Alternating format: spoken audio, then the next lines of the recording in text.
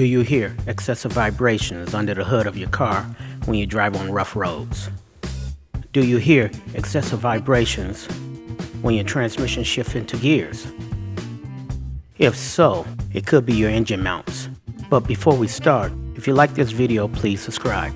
If you want me to notify you when I post a new video, click the bell icon. Now, let's do this video. Bad motor mounts can cause additional strain and damage to other components near or on the engine. It could also affect the CV joint operation. This is a comparison between the original motor mount and the replacement motor mount. Notice how the rubber is cracked and is slightly dissolved. Bad motor mounts can cause engine block damage. Complete motor mount failure at high speed could even kill you. You can check the passenger side mount and the front motor mount without raising a car or van. You may be asking, why would your engine mounts go bad?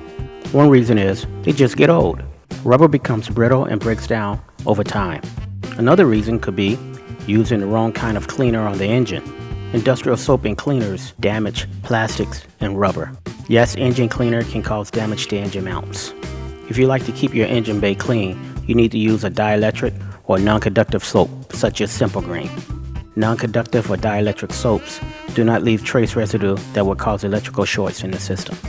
Non-corrosive soap do not cause rust or dissolve rubber or plastics.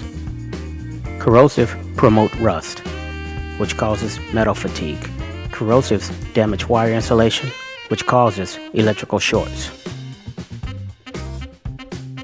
Section 16 on the MSDS for Simple Green states no health risk and is non-flammable. It is easy to see the front motor mount on a Honda Odyssey. If it looks like a donut or crushed rubber, the mount is bad. It's also easy to see the passenger side motor mount on the Odyssey. If the rubber is cracked or non-existent, the mount is bad. The old rubber is very flexible. It gives too much. It is super spongy, not stiff like the factory rubber on the new one. The new rubber is very stiff. Before you start this project, remember, you must jack up the engine and use jack stands to support the engine.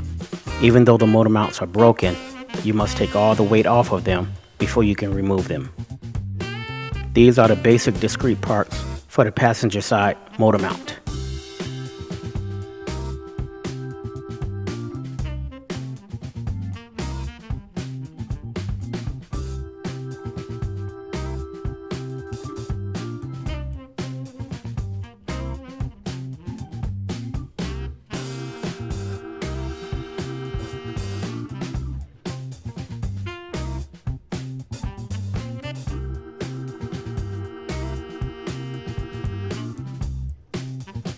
To check for this problem, on the rear motor mount, you need to raise your car so you can look at the rubber boot that connects the engine to the motor mount and the mount to the subframe of your car.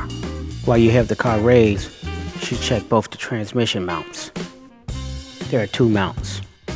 Still on the passenger side, this is the mount for the transmission. The hardest mount to reach is the rear engine or driver's side mount. It is seriously buried inside the bowels of the engine bay.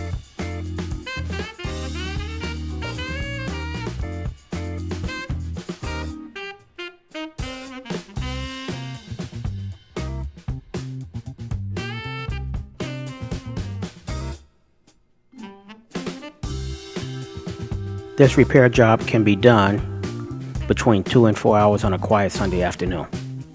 All you need are basic tools such as a jack stands, feeler gauge, basic ratchets and wrenches, but most importantly, you need a torque wrench and a Honda or Haynes manual. Moving to the front mount, this is what it looks after it's installed. Looking at the installation and looking at the picture up in the right hand side, you can see how both mounts look. This is looking at the front engine motor mount from the bottom of the car.